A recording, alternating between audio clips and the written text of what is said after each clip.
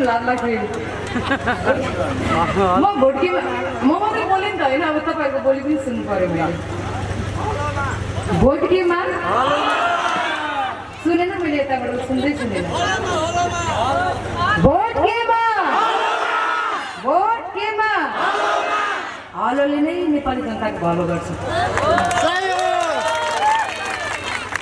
किनकि मभन्दा अगाडिका पिँढीले हाम्रो भविष्य मेरो उमेरका युवाहरूको भविष्य अन्धकारमा पारिदिएको हो अब पनि हामी जतिको युवाहरू जागेनौँ भने हामी चेतनाले उठेनौँ भने अब आउने यो सानो बहिनीहरूको भविष्य फेरि अन्धकार हुन्छ स्विजरल्यान्ड बनाइदिन्छौँ सिङ्गापुर बनाइदिन्छौँ यदि तिमीहरूले योपल्ट भोट हालेनौ भने युक्रेन बनाइदिन्छु भन्दैछन् अब के म ती पार्टीका विचार बोक्ने साथीहरूलाई मेरो प्रश्न छ के तपाईँहरू अझै पनि तिनै नेताको विचारको झोला बोकेर सती जाने अब यो देशलाई बर्बाद हुन यही अन्त्य गर्ने कि अझै बर्बाद हुन दिने यो मेरो प्रश्न हो केही पनि बिग्रेको छैन हामी जस्तै युवाहरू हाम्रो पार्टी वैकल्पिक शक्तिको रूपमा नेपाली जनताको घर आँगनमा आइसकेको छ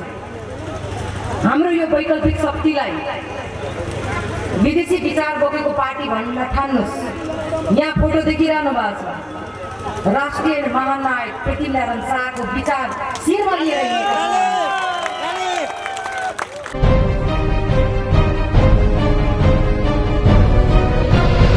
यस सभाका सभाध्यक्षज्यू कार्यक्रमका प्रमुख अतिथि निवर्तमान अध्यक्ष पशुपति शमशेर राणाज्यू मञ्चमा बस्नुहुने सम्पूर्ण जिल्ला अध्यक्ष केन्द्रीय अध्यक्ष नगरका अध्यक्षज्यूहरू मञ्चमा बस्नुहुने सम्पूर्ण नेतागणज्यूहरू यहाँ उपस्थित आमा बुवा दाजुभाइ दिदीबहिनी सुरक्षाकर्मी पत्रकार मित्रहरूमा मेरो राष्ट्रवादी अभिवादन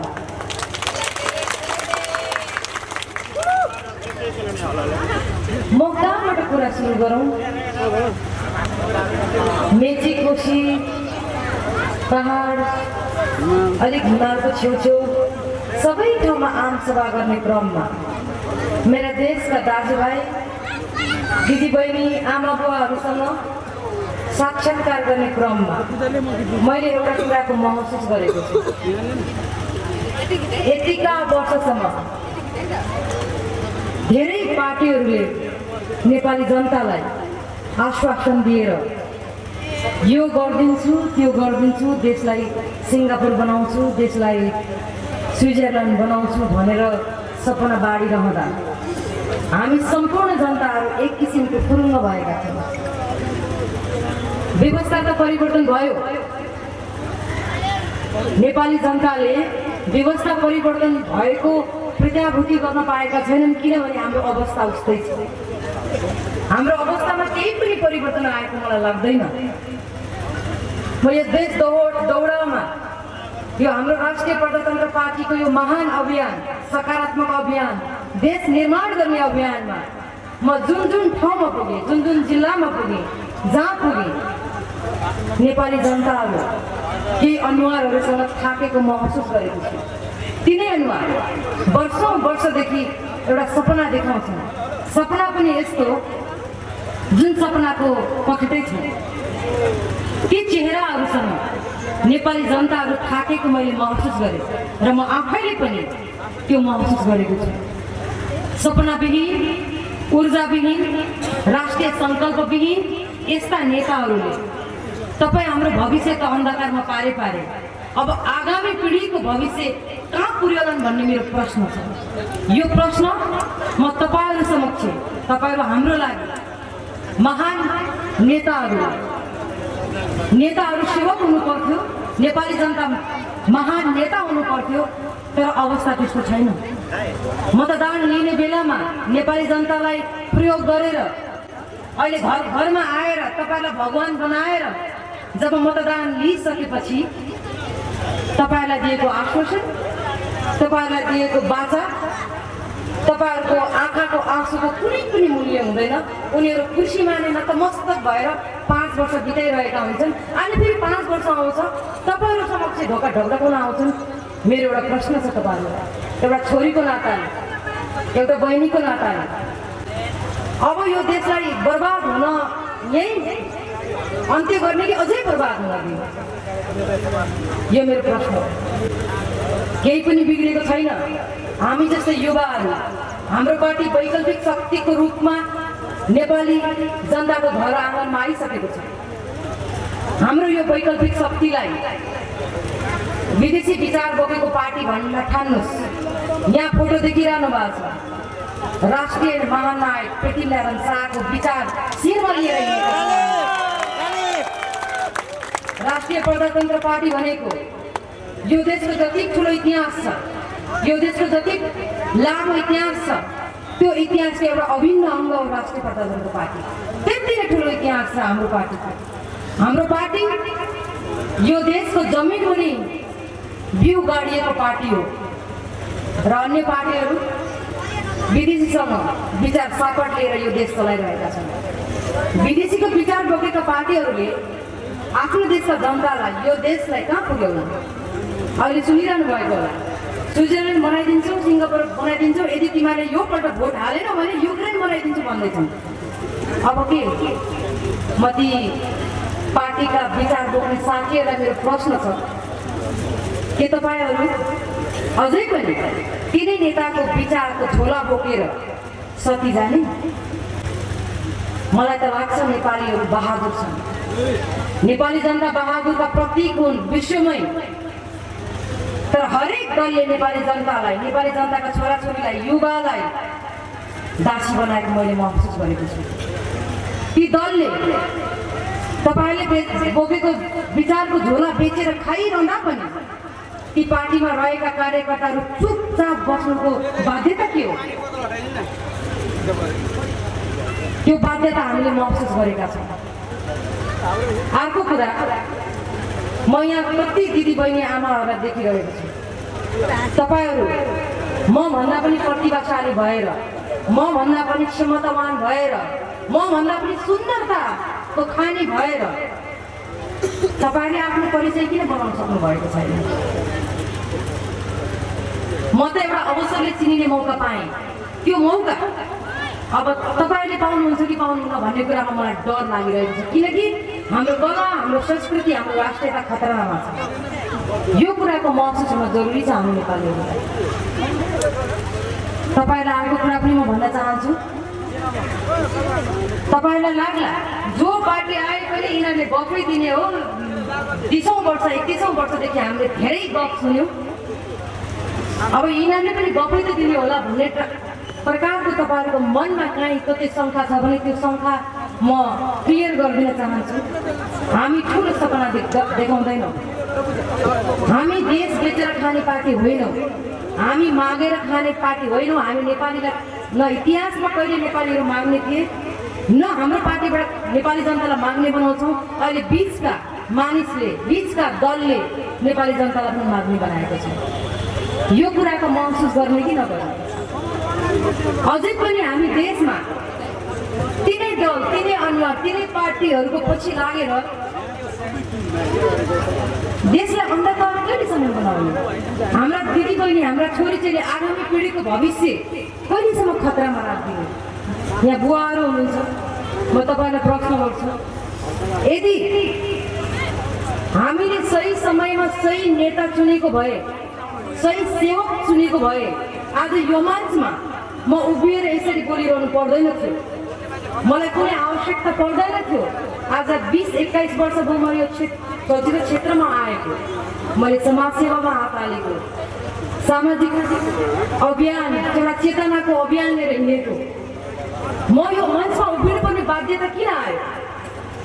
किनकि मभन्दा अगाडिका पिँढीले हाम्रो भविष्य, मेरो उमेरका युवाहरूको भविष्य अन्धकारमा पारिदिएको हो। अब पनि हामी जतिको युवाहरू जागेनौँ भने, हामी चेतनाले उठेनौँ भने अब आउने यो सानो बहिनीहरूको भविष्य फेरि अन्धकार हुन्छ। म तपाईँहरूसँग अनुरोध गर्न आएको छु, म तपाईँहरूसँग विनम्र अनुरोध के गर्न चाहन्छु भने अब पनि हामी विचारको दार्शिनी बनिरहने मेरो प्रश्न हो। म तपाईहरुभित्र आफूभित्र र सिङ्गो यो ब्रह्माण्डमा सम्भावना देख्छु। तपाईलाई अर्को कुरा भनौँ, हाम्रो देश नेपाल आशा र हौसलाले भरिएको देशको रूपमा मैले लिएको छु। तर पनि देश बनाउनेहरूको चेहरा किन निराश छ? देश बनाउँछु भन्नेहरूको चेहरा किन निराश छ? तपाईले यसो हेर्नुहोस् त टेलिभिजनमा कुनै आम सभामा पुराना नेताहरूको अनुहार कति झरेको छ। झुटो बाचा गर्दा गर्दा गर्दा गर्दा नेपाली जनताको अगाडि आउनका लागि पनि त्यो आत्मविश्वास नै मरेर गएको छ। अझै पनि हामी तिनै दल तिनै नेताहरूको पछि दौडिन्छौँ भने म आज एउटा कुरा तपाईँहरूको अगाडि भनिन्छु, नेताले गर्दा देश बिग्रेको होइन।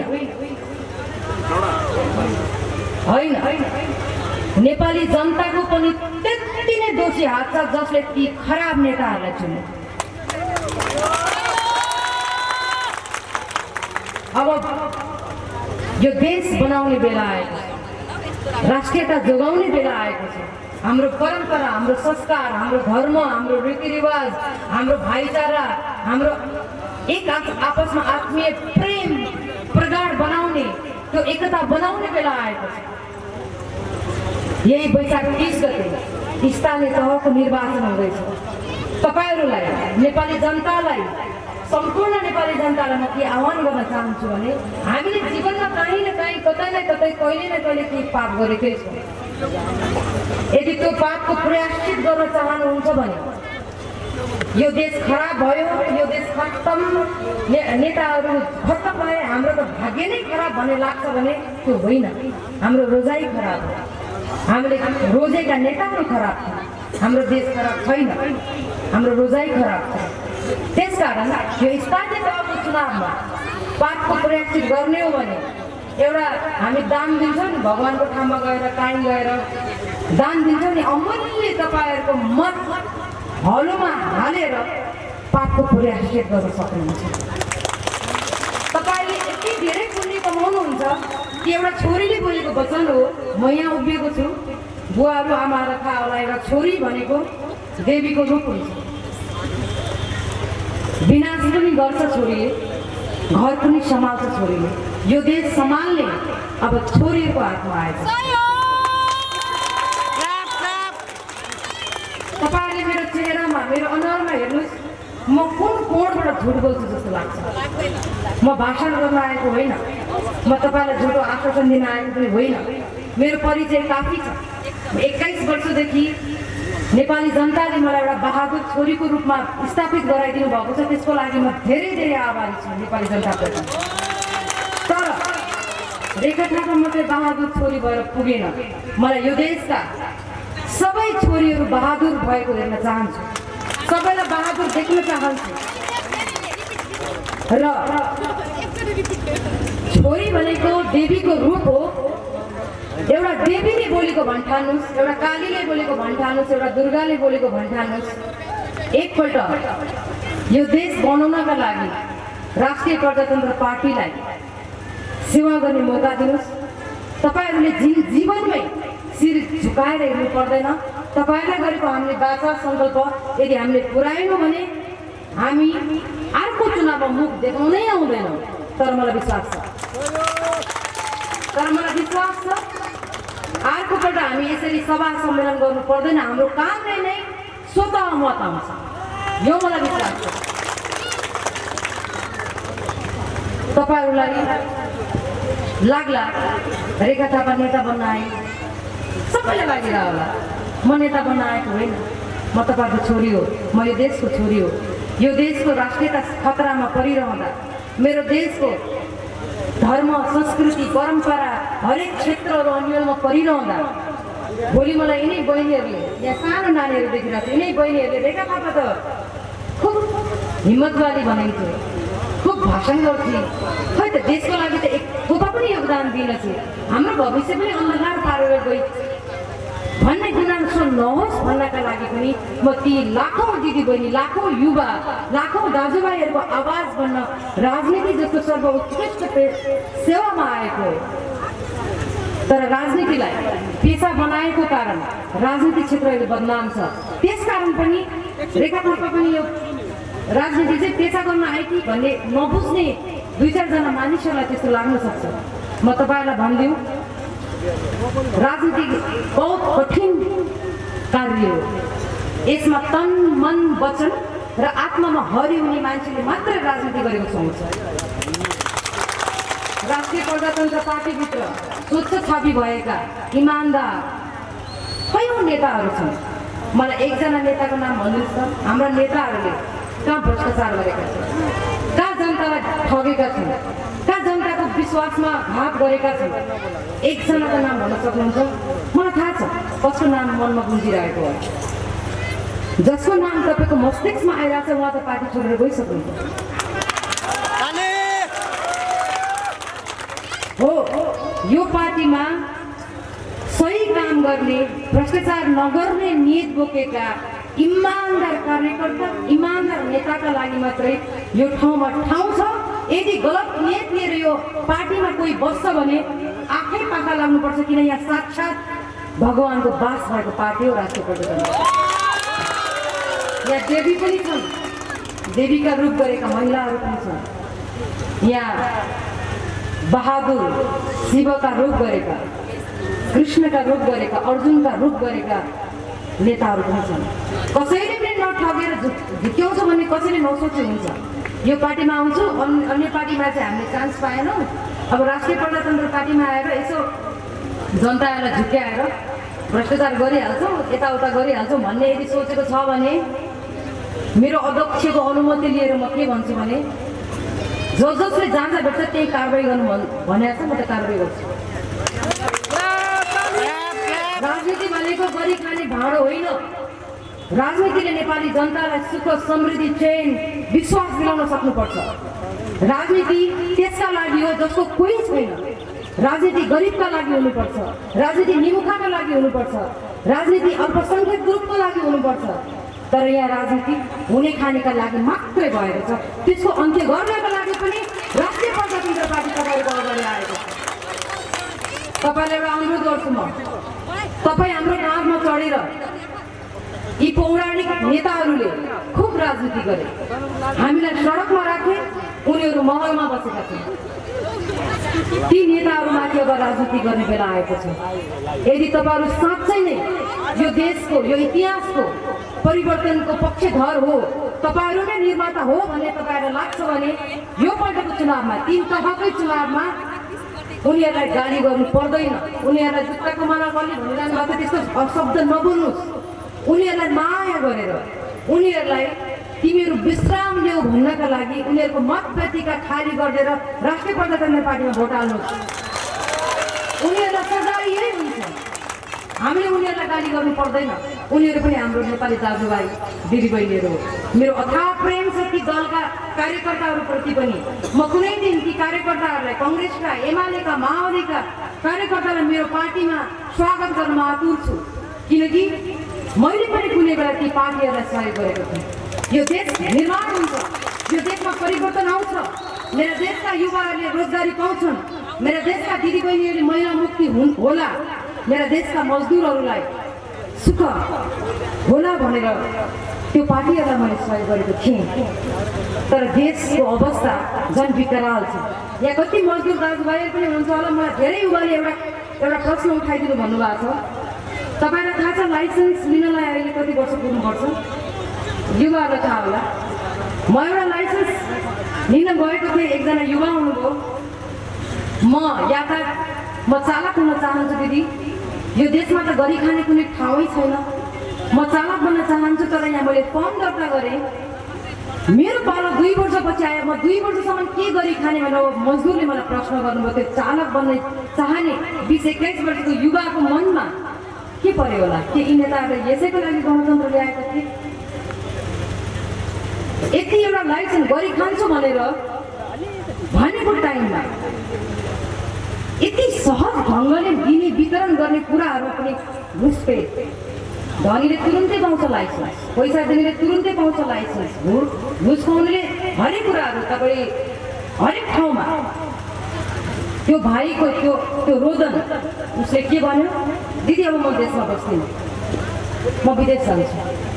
मेरो एउटा अभियान छ, मेरो देशका दाजुभाइहरूको कारणले रेमिटेन्स यो देश धानिएको छ, यो बन्द गराउने मेरो अभियान छ। मेरा देशका दाजुभाइहरू नेपालमै बसेर यही हस्तक्षेप गरेर यी नेतालाई तपाईँहरू यही रोजगारी गरेर खानुपर्छ, त्यसका लागि हामीले योजना ल्याएका छौँ। हामी सम्पूर्ण देशभक्तहरू एउटै पार्टीमा आबद्ध भएको खण्डमा यहाँ फोटो देखिरहनु भएको छ। उहाँले जसरी यो देशलाई एकीकृत गर्नुभयो, त्यसै गरी सम्पूर्ण नेपाली जनताहरू एकीकृत भएको खण्डमा हामीले आमूल परिवर्तन गर्न सक्छौँ। हामी कल कारखाना, रोजगारी, महिलालाई शिक्षा, सिप, मजदुरलाई सुविधा, हरेक मान्छेलाई हामी सम्बोधन गर्न सक्छौँ भन्ने हाम्रो योजना छ।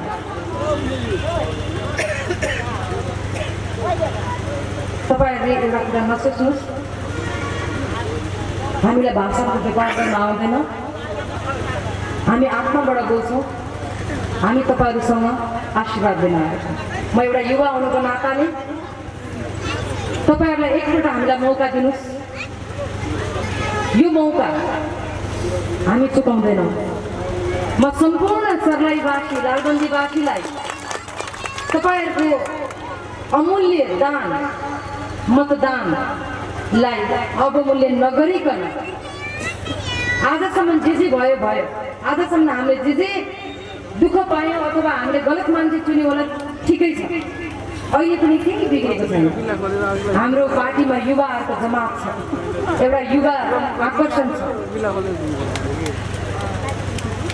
त्यसका लागि पनि म सम्पूर्ण नेपालीवासी, नेपाली जनता जहाँ जहाँ जान्छु, हामीलाई आशीर्वाद चाहिएको छ, हामीलाई साथ चाहिएको छ। हामी इमान्दार, हामी आफै लिन्छौँ। मेरो इमान्दारी कागज ठेक्का म आफै लिन्छु, हाम्रा नेताहरूले आफै लिन्छन्।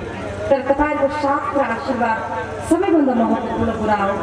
एउटा पार्टी बन्नलाई, एउटा देश बन्नलाई, राष्ट्रिय प्रजातन्त्र पार्टीमा आबद्ध हुने सबै नेताहरू, म कार्यकर्तालाई कार्यकर्ता भन्दिनँ, नेता नै भन्छु, नेताहरू र हाम्रो पार्टीमा आबद्ध हुन चाहनेहरूलाई मैले के संज्ञा दिन्छु, म के बुझ्छु भने उहाँहरू पक्का राष्ट्रवादी मानिसहरू हो भन्ने बुझ्छु। हाम्रो पार्टीले मान्छेलाई, हाम्रो पार्टीको राजनीतिले मान्छेलाई मान्छे बन्न सिकाउँछ, अन्य पार्टीले मान्छे बन्न सिकाएन। र तपाईँहरूको आशीर्वाद, तपाईँहरूको साथ हाम्रो पार्टीले हामीले पाउँछौँ भन्दै हाम्रो अध्यक्ष राजेन्द्र लिङ्गदेलले एउटा सन्देश प्रवाह गरिदिनु भन्नुभएको छ। उहाँ आउनु पाउनु भएन, किनभने राजेन्द्र लिङ्गदेल हामी चाहिँ तिनतिर बारिएका छौँ, सबैजना एकै ठाउँमा हुन सकिँदैन। अहिले उहाँ वीरगन्जमा हुनुहुन्छ, म झापाबाट आएको हिजो, एकदम दौडधुप चलिरहेको छ। देशमा तपाईँलाई सन्देश पनि भनिहाल्नु, देशभरि नै राप्रपाको यति आकर्षण र यति जनलहर छ, हामी आफै पनि खुसीले गदगद भएका छौँ। तपाईँहरूलाई यो सन्देश पनि सुनाउनु थियो। र राजेन्द्र लिङ्गदेलको एउटा सन्देश छ, उहाँ आउन नपाए पनि उहाँको तर्फबाट धेरै धेरै धन्यवाद भनिदिनु सर्लाही लालबन्दीवासीहरूलाई। म कुनै बेला आउँछु भन्नुभएको छ। उहाँले हृदयबाट नै धेरै धेरै धन्यवाद, आमा बुवालाई आशीर्वाद दिनु होला भनिदिनु भएको छ। दिदी बहिनीहरूलाई सम्झेको छ भन्नु भएको छ। उहाँले यो सर्लाहीको लालबन्दी र हरिवनवासीलाई पनि र फेरि पनि यो ठाउँमा हामी संयुक्त रूपमा आउँछौँ भनेर सुनाइदिनुहोस् भन्नुभएको छ। किनभने अब हामीसँग धेरै टाइम छैन, स्थानीय तहको चुनाव आइसक्यो, त्यसकारण हाम्रो नेताहरू चाहिँ बाँडिरहेको छौँ अहिले। र स्पेसली राजेन्द्र लिङ्गदेलको तर्फबाट एकदम धेरै सम्झना, धेरै माया र तपाईँहरूको आशीर्वादको उहाँलाई खाँचो छ भनेर सुनाइदिनुहोस् है भन्नुभएको छ। तपाईँलाई मैले सुनाइदिएँ। तपाईँहरूको आशीर्वाद पनि यही तालीको गडगडाट म रिप्लाई गरिदिन्छु उहाँलाई। र म यहाँ मलाई एउटा चिट दिनुभएको छ, को उठ्नु भएको छ भनेर। तपाईँहरूलाई मैले हाम्रो पार्टीले के गर्छ भन्ने कुरा मैले भन्नु पर्दैन होला, घोषणापत्र सुनिसक्नु भएको छ, म यो कुरा भन्दिनँ। यहाँ लालबन्दी नगरपालिका सर्लाहीबाट मेयरको उम्मेदवार उमेश खड्काजी कता हो उपमेयरमा सङ्गीता कतिवटा दाहाल अध्यक्ष उम्मेदवार वार्ड नंबर 1 को ऋषि कुमार राई, वार्ड नंबर 4 का रविन अधिकारी, वार्ड नंबर 5 का विष्णु हरि बराल, वार्ड नंबर 6 का निर्मला थापा, वार्ड नंबर 8 का जंग बहादुर श्रेष्ठ, वार्ड नंबर 9 का सरोज बस्नेत, वार्ड नंबर 12 का श्याम थापा, वार्ड नंबर 15 का तकदीर घुसिङ, वार्ड नंबर 16 का home Bahadur Dahal, ward number 17 का सन्तोष पौडेलजी, उहाँहरू हाम्रो पार्टीबाट उम्मेदवारी दिनुभएको छ। मलाई विश्वास छ यहाँहरूले उहाँहरूलाई राम्रोसँग जिताएर यो ठाउँको यो नगरको सेवा गर्ने मौका दिनुहुन्छ होला र उहाँहरूले गरेको कमिटमेन्ट उहाँहरूले गरेको बाचा यदि उहाँहरूले पुरा गर्नु भएन भने मलाई एकपल्ट फोन गर्नुहोस्, म यहाँ आउँछु। उहाँले बाचा पुऱ्याउनु भएन भने सिधै समातेर टिममा जस्तो टप्पै तपाईँहरूको हातमा हालिदिन्छु। जनतालाई यो मेरो वचन हो, एक पोइन्ट पनि एक छेड पनि मेरा बुवामा यहाँ हुनुहुन्छ। तपाईँहरू सबै मेरो बुवामा दाजुभाइ दिदीबहिनी मेरो आफन्त हो। तपाईँहरूमाथि एक पोइन्ट पनि उहाँले विश्वासघात गरे भने भ्रष्टाचार गरे भने तपाईँले तलमाथि केही सुन्नुभयो र प्रमाण तपाईँले प्राप्त गर्नुभयो भने कसैले के गर्नुपर्ने सिधै रेखा थापालाई फोन गर्ने, म सिधै यहाँ आउँछु सडकमा ल्याएर कारवाही गर्नु। त्यसका लागि एकपल्ट सेवा गर्ने त मौका दिनु पर्यो। एकपल्ट सेवा गर्ने मौका नदिकन त उहाँहरूको कार्य कस्तो हुन्छ थाहा हुँदैन। त्यसकारण म हरियो लालबन्दी सम्पूर्ण यहाँका बासिन्दाहरूलाई, यहाँका आमा बुवा दाजुभाइ दिदीबहिनी जो अहिले भर्खर भोट दिन उमेर पुग्नु भएको छ, सबैजनालाई मेरो विनम्र अनुरोध छ एकपल्ट हाम्रो पार्टीलाई सेवा गर्ने मौका दिनु होला। तपाईँलाई धेरै धेरै धन्यवाद। र तपाईँलाई अर्को कुरा पनि भन्छु, हाम्रो राष्ट्रिय प्रजातन्त्र पार्टीको एउटा वडा मात्रै जितेको छ झापा। हाम्रो अध्यक्षको ठाउँमा म अस्ति थिएँ, त्यहाँको विकास, त्यहाँको जनताको अनुहारमा खुसियाली देखेर म आश्चर्य परेँ। त्यहाँ यति विकास भएको छ, त्यस्तै विकास हामी यहाँ पनि गरेर देखाउँछौँ। एकपल्ट हाम्रो पार्टीलाई साथ दिनु। म तपाईँहरूको साथमा छु, उहाँहरूको साथमा भन्दा पनि म मेरो बुवामा दाजुभाइ मेरो तपाईँहरूको म आफन्त हो। म यहाँ कलाकार पनि होइन, म नेता पनि होइन, म तपाईँहरूको आफ्नो छोरी चेली बहिनी हो। मलाई आफ्नो मान्छे भनेर हेर्नुहोस्, मलाई कलाकारको रूपमा हेर्नु पर्दैन, म होइन। किनकि म 16 वर्षको उमेरदेखि तपाईँहरूको आँखाको अगाडि हुर्किएको मान्छे, म आफन्त हो। म नेता पनि होइन, तपाईँहरू नेता हो। हामीलाई सिकाउने हो तपाईँहरूले, मार्गदर्शन दिने हो तपाईँहरूलाई। र विजय जुलुस मनाउन चाहिँ मलाई आउँदा एकदम आक्रोश छ। तपाईँले आफ्नो छिमेकीहरूलाई पनि भनिदिनु होला। म सम्पूर्ण अन्य दलका कार्यकर्ता साथीहरूलाई पनि म अनुरोध गर्न चाहन्छु, तपाईँलाई हामीले सहयोग गऱ्यौँ, एकपल्ट हामीलाई पनि सहयोग गर्नु होला। यति भन्दै मलाई धेरै कुरा भन्न त मन थियो। हाम्रो पशुपति शमशेर राणाज्यूको कुरा सुन्न बाँकी छ। म तपाईँहरूलाई अन्तिममा एउटा बाचा गर्न चाहन्छु। म र हाम्रो पार्टीले अरू पार्टीले जस्तो धोका दिँदैन। केही गर्न नसके पनि यो देश चाहिँ बिगार्दैन, यो राष्ट्रियता बेचेर खाँदैन। म तपाईँहरूलाई तपाईँको आवाज र तपाईँको प्रतिनिधि आवाज भनेर तपाईँहरूको अगाडि यो नयाँ यात्रामा आएको छु। विगत 7-8 वर्षदेखि मलाई पाउनु केही छैन। मलाई केही नभए पनि तपाईँले रेखा थापा भनेर चिन्नुहुन्छ, मलाई यो नै पर्याप्त। मलाई कुनै मन्त्री बन्नु छैन, मलाई कुनै कुर्सीमा बस्नु छैन। एउटा मन्त्रीको कुर्सीभन्दा मेरो कुर्सी नै तगडा छ। यहाँ कति मन्त्रीहरू चेन्ज भयो होला, 5जनाको नाम भन्दा आउँदैन नि, तर रेखा थापा कहिले चेन्ज भएको छैन। रेखा थापा सधैँ अटल छ। म मेरो देशका दाजुभाइ दिदीबहिनी आमा बुवाको लागि अन्तिम घडीसम्म पनि यो देश निर्माण गर्नलाई, यो देशका जनतालाई सुख सुविधा दिनका लागि अन्तिम अवस्थासम्म पनि जस्तो सुकै सङ्घर्ष गर्नु पर्यो भने पनि मेरो लागि सौभाग्य हुनेछ। म लड्छु। तपाईँहरू नेपाली जनताहरू जबसम्म बिउजिँदैनन् तबसम्म म झकझकाइरहन्छु। मेरो अधिकार छ, किनकि नेपाली जनता सबै मेरो आफन्त हो भन्दै तपाईँहरू समक्ष म बिदा लिन चाहन्छु। जय देश, जय जनता, जरा छोरा के भन्नु भन्नुभएको छ मलाई चाहिँ एकदम लाज लाग्यो म भोटकीमा म मात्रै बोलेँ नि त होइन अब तपाईँहरूको बोली पनि सुन्नु पर्यो मैले भोटकीमा सुनेन मैले यताबाट सुन्दै सुनेन भोटकीमा